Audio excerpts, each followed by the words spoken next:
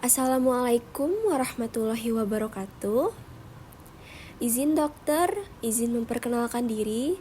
Perkenalkan, nama saya Alika Ajriya Nurdevina dengan NIM 25111112001.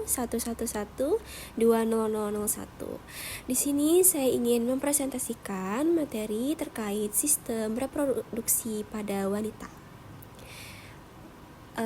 Lanjut ke tujuan pembelajaran. Tujuan pembelajaran yang pertama yaitu peserta didik dapat memahami pengertian sistem reproduksi wanita dengan tepat. Yang kedua, peserta didik dapat mengenal fungsi utama sistem reproduksi wanita dalam proses reproduksi dan keseimbangan hormon. Lalu yang ketiga, peserta didik dapat mengidentifikasi organ-organ penyusun sistem reproduksi wanita, baik organ internal maupun eksternal.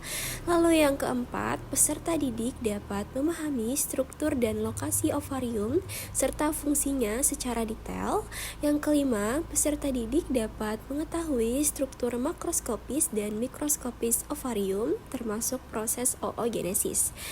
Yang keenam, peserta didik dapat menjelaskan struktur dan fungsi tuba Fallopi termasuk lokasi terjadinya fertilisasi. Yang ketujuh, peserta didik dapat memahami struktur dan fungsi uterus termasuk peran endometrium, myometrium, dan perimetrium.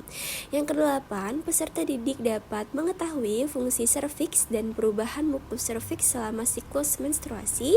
Yang kesembilan, peserta didik dapat memahami struktur dan fungsi vagina sebagai saluran reproduktif. Yang ke-10, peserta didik dapat mengenal organ reproduksi eksternal atau vulva beserta fungsinya. Yang ke-11, peserta didik dapat memahami proses siklus menstruasi mulai dari fase menstruasi hingga fase sekretori. Yang ke-12, peserta didik dapat mengetahui proses terjadinya fertilisasi di tuba Fallopi secara singkat. Yang ke-13, peserta didik dapat menghubungkan hubungan antar organ dalam sistem reproduksi wanita dalam proses reproduksi secara keseluruhan.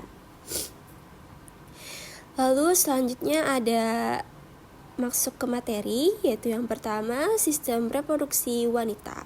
Nah, sistem reproduksi wanita merupakan sistem organ yang berfungsi untuk memproduksi sel telur atau ovum, menyediakan tempat terjadinya fertilisasi, dan menjadi lokasi perkembangan janin hingga lahir. Sistem ini juga berperan dalam produksi hormon yang mengatur siklus menstruasi dan karakteristik seksual sekunder. Nah, ada komponen utama dari reproduksi wanita. Yang pertama adalah ovarium, yang kedua tuba Fallopi, yang ketiga uterus, yang keempat serviks, dan yang terakhir atau yang kelima adalah vagina. Selanjutnya ada fungsi sistem reproduksi wanita. Yang pertama merupakan menghasilkan ovum melalui proses zoogenesis. Yang kedua menghasilkan hormon reproduktif yaitu estrogen dan progesteron. Yang ketiga tempat fertilisasi atau pembuahan di tuba Fallopi. Yang keempat mendukung implantasi dan perkembangan embrio atau janin di uterus.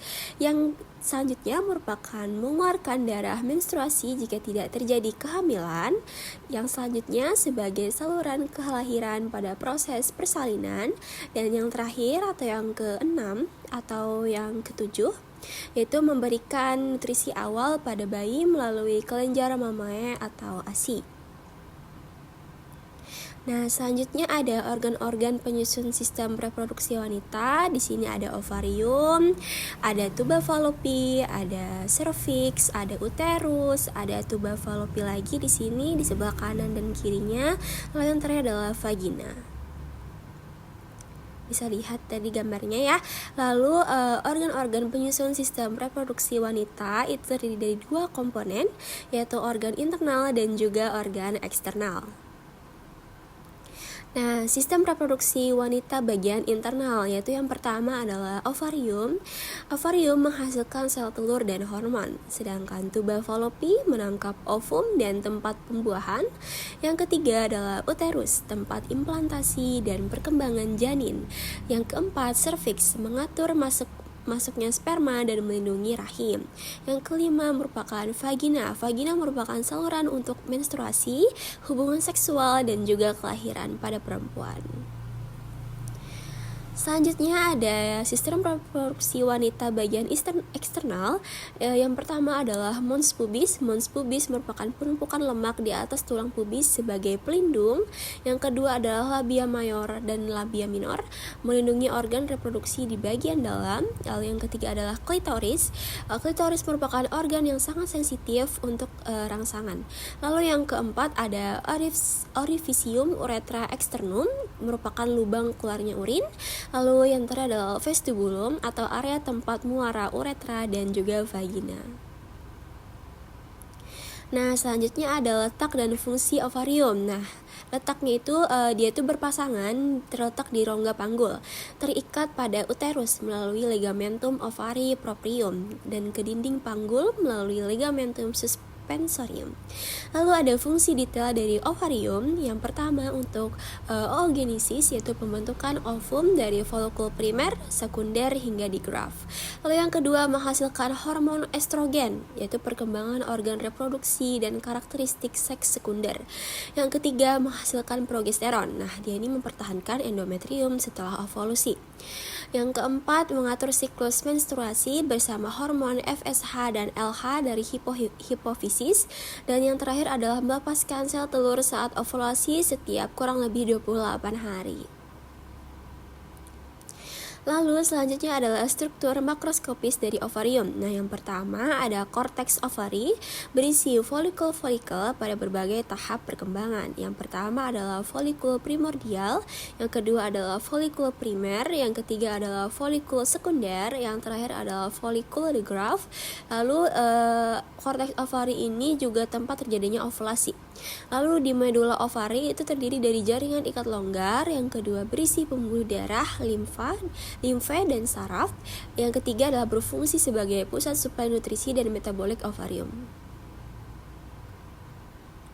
Lalu selanjutnya adalah struktur mikroskopis oogenesis. Nah, oogenesis ini apa? Oogenesis adalah proses pembentukan ovum dan terjadi di dalam ovarium. Nah, tahap oogenesis ini ada 4, yaitu yang pertama adalah oogonium, yaitu sel induk berkembang dari sejak janin. Nah, oosit primer itu berhenti di profase 1 hingga pubertas. Nah, oosit sekunder terbentuk saat ovulasi, melanjutkan meiosis 2. Nah, ovum terbentuk jika terjadi fertilisasi. Nah, setiap meiosis menghasilkan 1 ovum dan 3 badan polar. Hormon yang mengatur ovum ini, mengatur dari meiosis ini yaitu ada FSH, yaitu membentangkan folikel. Yang kedua adalah LH, yaitu memicu ovulasi. Dan yang terakhir adalah estrogen dan progesteron, yaitu mengatur endometrium. Lalu selanjutnya ada tuba Fallopi atau oviduk. Nah, tuba Fallopi merupakan saluran penghubung antara ovarium dan uterus. Terdiri dari 4 bagian, yaitu yang pertama infundibulum, ampula, isthmus, dan pars uterina. Tempat pembuahan fertilisasi itu terjadi di ampula. Nah, fungsi tuba Fallopi itu yang pertama menangkap ovum melalui fimbriae, yang kedua menjadi tempat pertemuan ovum dan spermatozoa, yang ketiga mengangkut zigot ke uterus dengan gerakan silia dan kontraksi otot polos. Lalu selanjutnya ada uterus atau rahim. Nah, fungsi uterus ini apa? Yang pertama, tempat tumbuh dan berkembangnya embrio hingga janin. Yang kedua, tempat implantasi blastokista. Yang ketiga, menghasilkan kontraksi saat persalinan melalui otot miometrium. Yang keempat, melepaskan lapisan endometrium saat menstruasi. Lalu ada struktur dinding uterus, yaitu yang pertama itu adalah paling dalam, endometrium. Nah, lapisan mukosa yang mengalami siklus menstruasi. Yang kedua adalah miometrium atau lapisan di tengahnya, otot polos tebal untuk konstruksi kelahiran. Dan yang ketiga adalah perimetrium, yaitu lapisan terluar dari rahim. Lalu selanjutnya ada organ reproduksi wanita, bisa dilihat sendiri di sini ada rahim, ada vagina, ada serviks, ada ovarium, dan juga ada tuba Fallopi. Lalu ada serviks atau leher rahim. Nah, serviks atau leher rahim itu bagian bawah uterus yang menonjol ke dalam vagina, lalu menghasilkan mukus serviks yang berubah sesuai siklus menstruasi. Lalu selanjutnya ada saat fase subur, mukus itu menjadi lebih cair, nah mempermudah pergerakan sperma. Lalu saat hamil, serviks menutup rapat untuk melindungi janin. Lalu ada vaginanya sendiri, merupakan saluran berotot yang menghubungkan serviks keluar tubuh. Nah, itu bersifat elastis untuk persalinan, menjadi tempat keluarnya darah menstruasi dan jalan masuknya sperma. Lalu memiliki pH asam untuk menghambat bakteri patogen. Nah, lalu ada organ reproduksi eksternal atau vulva, yaitu yang pertama adalah mons pubis, jaringan lemak di atas tulang pubis.